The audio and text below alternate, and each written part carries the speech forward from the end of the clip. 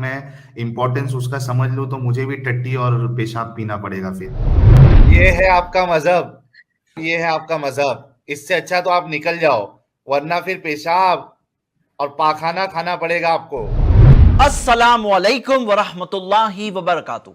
الحمدللہ والصلاة والسلام علی رسول اللہ وعلی آلہ وصحبہ اجمعین، اما بعد۔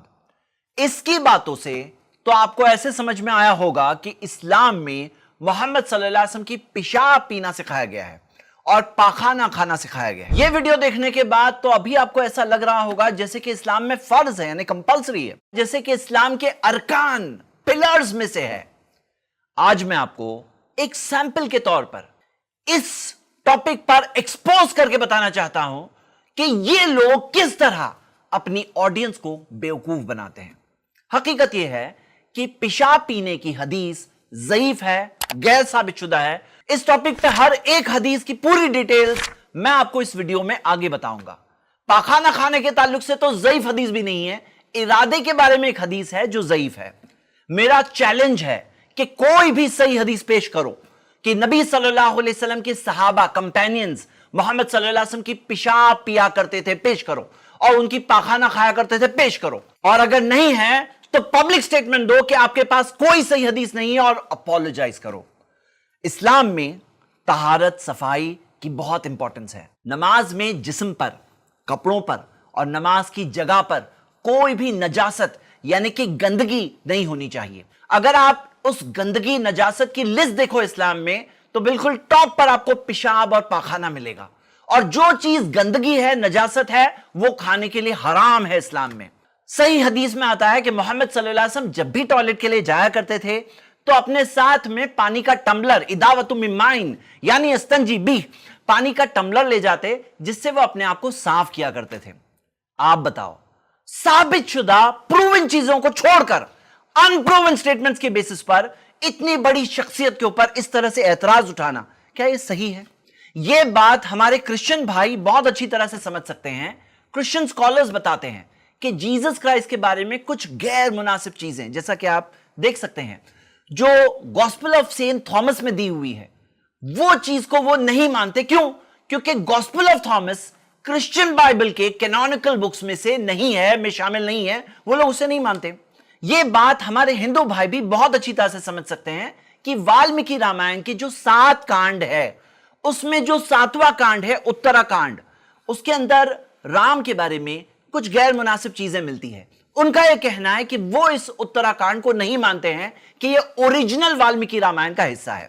یہ بات کہی جاتی ہے، صحیح ہے غلط ہے وہ مجھے نہیں معلوم، لیکن اسلام میں ہم جب کسی حدیث کو ضعیف بولتے ہیں یعنی کہ ویک، یا موضوع بولتے ہیں یعنی کہ فیبریکیٹڈ، تو پروف کی بنیاد پر بولتے ہیں۔ اپنی بات کو ثابت کرنے کے لیے یہ ویب سائٹ دکھا رہا ہے، لیکن اب اس کی فیورٹ ویب سائٹ اسلام کیو ہے، جس کے اوپر کئی بار اس نے اعتراض اٹھایا ہے، وہ اب نہیں بتا رہا ہے۔ اور جو فیمس فتویٰ ویب سائٹ جو ٹاپ سرچ ریزلٹس میں سے ہے، اسلام ویب، وہ نہیں بتا رہا ہے۔ کیوں معلوم ہے؟ کیونکہ انہوں نے اس حدیث کو ضعیف کہا ہے، اور یہ کہا ہے کہ نبی محمد صلی اللہ علیہ وسلم کی پیشاب پاک نہیں تھی۔ وہ یہ ویب سائٹ کو بتا کر کہہ رہا ہے کہ اس میں بہت دلیل دی ہوئی ہے، لیکن یہ ویب سائٹ نہیں بتا رہا ہے جو اس ویب سائٹ کے اٹھائے ہوئے سوالوں کا جواب 2011 سے پروف کے ساتھ دے چکی ہے۔ اسے فتویٰ شاپنگ کہتے ہیں۔ آپ بتاؤ کہ ایک گروپ کی غلط رائے کو اسلام کی ٹیچنگ کے طور پر پیش کرنا کیسا ہے؟ انہیں اس بات کو ایسے پیش کرنا چاہیے تھا کہ وہ مسلمز کے ایک گروپ کی رائے کے خلاف ہے، مسلمز کے ایک گروپ کی رائے کے خلاف ہے۔ وہ یہ نہیں کہہ سکتا کہ وہ اسلام کے خلاف ہے۔ اسے اکیڈمک آنےسٹی کہتے ہیں، لیکن یہ لوگ یہ آنےسٹی نہیں رکھ سکتے۔ کیوں معلوم ہے؟ کیونکہ ان کا پورا نیریٹو کولیپس ہو جائے گا کہ اسلام غلط ہے۔ اب کیا ہوگا کہ وہ مسلمانوں کے ایک گروپ کی رائے کے خلاف ہے۔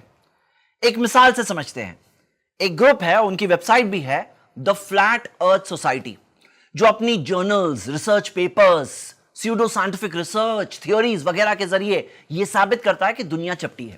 اب اگر کوئی ان کی مثال کو دے کر اپنے فالوورز کو کہے کہ اس سے ثابت ہوتا ہے کہ سائنس غلط ہے، تو آپ کیا کہوں گے؟ آپ ہی کہوں گے کہ یہ شخص اپنی آڈینس کو بیوقوف بنا رہا ہے۔ کیوں؟ ایک گروپ کی رائے کو سائنس کی رائے پیش کر کے سائنس کو ریفیوٹ کرنا، یہ تو آنےسٹی نہیں ہے نا۔ अगर ये लोग इस्लाम के दुश्मन अपनी दुश्मनी में भी ईमानदारी रखें तो जो टॉपिक्स में इन्हें इख्तिलाफ है उनकी दुकान का 1/3 स्टॉक, 1/3 स्टॉक खाली हो जाएगा। और ये रूल अगर वो बनाए कि ज़ईफ और मौजू हदीस, झूठी और फेक बातों को बुनियाद बनाकर इस्लाम पे एतराज नहीं उठाएंगे तो उनकी दुकान का और 1/3 स्टॉक खाली हो जाएगा। और जो बाकी 1/3 बचेगा, जेन्युइन सवाल, उनका हम लोग जवाब देंगे इंशाअल्लाह। लेकिन बेवकूफी यहां खत्म नहीं होती है, आगे देखिए। As some of our wise men say, is the water of paradise. यानी जितने लोग जन्नत में जाएंगे मुसलमान, तो आपको जो पानी मिलेगा वो मोहम्मद साहब के का असल में वो पेशाब मुबारक होगा। यार जहन्नम में कम से कम ये पेशाब तो नहीं मिलेगा ना जुबैर साहब, पेशाब तो नहीं मिलेगा, आग एक बार झेल लेंगे यार, लेकिन ये पेशाब कौन पिएगा आप बताओ। आप देखिए किस तरह अपने फॉलोअर्स को बेवकूफ बनाते हैं ये लोग। पहले तो ये बात किसी सही हदीस में नहीं है। ये कहां दिया हुआ है कि जन्नत में मोहम्मद सल्लल्लाहु अलैहि वसल्लम की पेशाब पिलाई जाएगी? कहां दिया हुआ है? कहां दिया? चैलेंज है उनके लिए, लाओ लाओ, या तो अपॉलोजाइज करो या तो माफी मांगो। अब आइए देखते हैं इन सब हदीसों की एनालिसिस बताने से पहले मैं आपको एक बात बता देना चाहता हूं। ये लोग कहते हैं कि कोई तो इस्लामिक स्कॉलर है जिसने इस हदीस को मोतबर कहा है, रिलायबल कहा है, तो इस वजह से वो क्या कहते हैं कि हमें दोष नहीं दे सकते हैं, हम तो स्कॉलर को कोट कर रहे हैं। ये तो ऐसी मिसाल है जैसे डॉक्टर ऑपरेशन करता है, किसी पेशेंट की डेथ भी हो जाती है, डॉक्टर ने बेस्ट कोशिश की, इस वजह से उसे सजा नहीं दी जाती। इसे देखकर कोई डाकू जिसने मर्डर किया है वो कहता है वो डॉक्टर को सजा नहीं दी ना, इसलिए मुझे सजा नहीं दे सकते। हम इन इस्लाम के दुश्मनों से कहते हैं तुम इस्लाम को अटैक करने आए हो ना, तुम्हारे पास तो प्रूफ होना जरूरी है, जरूरी है तुम्हारे पास प्रूफ होना। हमारे स्कॉलर्स अगर मिस्टेक करते हैं ना तो हम उनके साथ दलाइल शेयर करते हैं, वो एक्सेप्ट भी करते हैं, अपना ओपिनियन चेंज भी करते हैं। ये हमारा इंटरनल इशू है। जब तुम अटैक करने आए हो तो तुम्हारे पास इस्लाम को अटैक करने के लिए ठोस प्रूफ होना चाहिए, और प्रूफ नहीं है तो अपॉलोजाइज करना होगा। मैं प्रूफ दे रहा हूं, हदीस को क्यों ज़ईफ है प्रूफ दे रहा हूं। आइए पहली हदीस से शुरू करते हैं।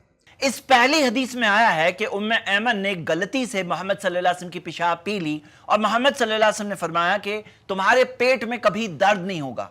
लेकिन यह रिवायत मुनक़ते है, ज़ईफ है, इसकी सनद में रावी मिसिंग है, सनद में ब्रेक है। हुसैन बिन हुरैस जो रावी है, इमाम इब्न हजर कहते हैं कि यह 10वें तबके का रावी है, 12 तबकों में से 10वें तबके का रावी है। आप देखेंगे कि तबे ताबईन के बाद के जमाने का रावी है, और वो बयान कर रहे हैं याला बिन अता जो ताबई है, और जो 10वें तबके के रावी है उनकी ताबईन से मुलाकात ही नहीं हुई, यानी कि कम से कम एक रावी मिसिंग है। और रावी जब मिसिंग है तो यह बात साबित नहीं होती है चेन बहुत मजबूत हो लेकिन बीच में से टूटी हुई है, पानी का पाइप बहुत अच्छा लगा हुआ है लेकिन बीच में कनेक्शन टूटा हुआ है, इलेक्ट्रिक वायर बहुत अच्छी क्वालिटी का है लेकिन बीच में कनेक्शन कट है, तो क्या करंट पहुंचेगा या पानी पहुंचेगा? समझने की बात है, यह चीज साबित शुदा नहीं है। यह सेम बात इस दूसरी हदीस में भी दी हुई है, लेकिन यह हदीस सख्त ज़ईफ है क्योंकि इसकी सनद में एक मतरूक रावी है। मुहद्दिसीन ने इस रावी की हदीसों को तर्क कर दिया था, यानी कि छोड़ दिया था। यह तीसरी हदीस देखिए, इस हदीस में आता है कि प्रॉफेट मोहम्मद सल्लल्लाहु अलैहि वसल्लम ने उस बांदी से कहा कि लक़द इह्तज़रत मिनन नारि बिहिज़ारिन, ये पेशाब तुम्हारे लिए जहन्नम की आग से ढाल होगी। शेख अलबानी कहते हैं कि ये जो आखिरी हिस्सा है इस हदीस का, ये शाज है, और ये रिवायत जो मुसन्नफ अब्दुल रज़्ज़ाक़ में आती है इब्न जुरैज से, वो हदीस मुरसल है, मतलब कि एक आखिरी हिस्सा ज़ईफ है, गैर साबित शुदा है। यानी कि मोहम्मद सल्लल्लाहु अलैहि वसल्लम से उनके पेशाब पीने के ताल्लुक से कोई फजीलत साबित नहीं है। ऊपर का हिस्सा अगर सही भी हो तो बांदी ने वो गलती से पिया, वो बेड पैन जैसा मामला था, उसने गलती से पिया और गलती इस्लाम के अंदर माफ है। लेकिन इस बारे में दलील की रोशनी में अगर आप सही बात जानना चाहते हैं तो शेख शोएब अर्नौत ने अबू दाऊद की अपनी चेकिंग में बताया है कि इस हदीस का जो शुरू का हिस्सा है वो भी साबित नहीं है, यानी कि पूरी की पूरी हदीस ज़ईफ है।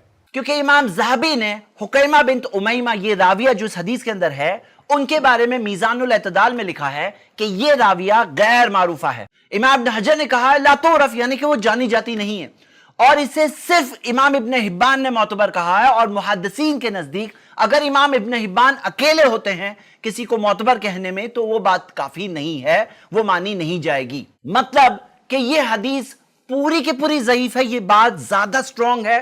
फिर भी अगर कोई आर्ग्यू करता है कि नहीं, तो शेख अलबानी का जो व्यू है کہ لاسٹ لائن جس میں فضیلت آئی ہے وہ ضعیف ہے، وہ بھی ایک ویو ہے۔ جس کسی طرح سے آپ دیکھو، پیشاب پینے کی کوئی فضیلت ثابت نہیں ہوتی، پیشاب پینے کے تعلق سے کوئی بات یہاں نہیں ملتی۔ کوئی محمد صلی اللہ علیہ وسلم کے گھر کے باہر لائن نہیں لگی ہوتی تھی کہ لوگ آئے ہیں پیشاب لینے کے لیے۔ آپ کے پاس کوئی ایک صحیح حدیث موجود نہیں ہے جس کے اندر یہ بات دیا ہو کہ صحابہ پیا کرتے تھے۔ یہ چوتھی حدیث بھی بتائی جاتی ہے جس میں دیا ہے انس بن مالک رضی اللہ عنہ کے گھر کے کنویں میں محمد صلی اللہ علیہ وسلم نے پیشاب کیا، لیکن یہ حدیث ضعیف ہے، غیر ثابت شدہ ہے۔ کیوں؟ کیونکہ اس کے اندر ایک راوی ہے عبید اللہ بن نعمان المنقری جس کی کوئی توثیق نہیں ملتی، یعنی کہ وہ راوی اننون ہے۔ بلکہ محمد صلی اللہ علیہ وسلم کی تعلیم تو یہ ہے کہ جو نہانے کی جگہ ہے، جہاں ٹھہرا ہوا پانی ہو، ایسی جگہوں پر جہاں پہ لوگوں کو تکلیف ہو سکتی ہے، ویسی جگہوں پر پیشاب الٹا نہ کیا جائے۔ پاخانہ کھانے کے بارے میں یہ حدیث بتائی جاتی ہے جس میں آتا ہے کہ جابر بن عبداللہ رضی اللہ عنہ نے ایک ارادہ کیا کہ محمد صلی اللہ علیہ وسلم کا پاخانہ وہ کھائیں، لیکن یہ نہیں بتایا جاتا ہے کہ یہ حدیث ضعیف ہے، بلکہ یہاں تک کہ امام ذہبی نے اپنی کتاب میزان الاعتدال میں اسی حدیث کا حوالہ دے کر کہا ہے کہ اسحاق بن سلط جو راوی ہے وہ سخت منکر روایتیں بیان کیا کرتا تھا امام مالک سے، اور انہوں نے کہا ہے کہ اس کی پوری سند اندھیرے میں ہے۔ آپ اس میں دیکھ سکتے ہو کہ کئی اننون راوی ہیں، پورے علماء کی کمیٹی نے بھی اس حدیث کو ضعیف میں شمار کیا ہے۔ آخر میں ایک سوال میرے ذہن میں آ رہا ہے کہ یہ سب باتیں اتنی سمپل ہے، جو باتیں میں نے کہی یہ کوئی بہت بڑے جینیس کو سمجھ میں آئے گی ایسا نہیں ہے، بہت سمپل سی باتیں ہیں۔ یہ لوگوں کو یہ باتیں کیوں نہیں پتا ہے؟ یہ لوگوں کو یہ باتیں سمجھ میں کیوں نہیں آتی ہے؟ تو حقیقت تو یہ ہے کہ ان کی آنکھیں اندھی نہیں ہیں، ان کے دل جیسے کہ اندھے ہو جاتے ہیں ان کے اس تعصب اور اس نفرت کی وجہ سے۔ میں لوگوں سے اپیل کرتا ہوں کہ ہم سب کو انصاف سے کام لینا چاہیے، ہم سب کو سچائی کی تلاش کرنی چاہیے، جو سچ ہے اور صحیح بات ہے اسے قبول بھی کرنا چاہیے۔ میں آپ سے ریکویسٹ کرتا ہوں یہ اندھی نفرت کو ختم کریے، آئیے ہم سب سچی بات کو دیکھ کر اسے قبول کریں۔ شکریہ، السلام علیکم ورحمۃ اللہ۔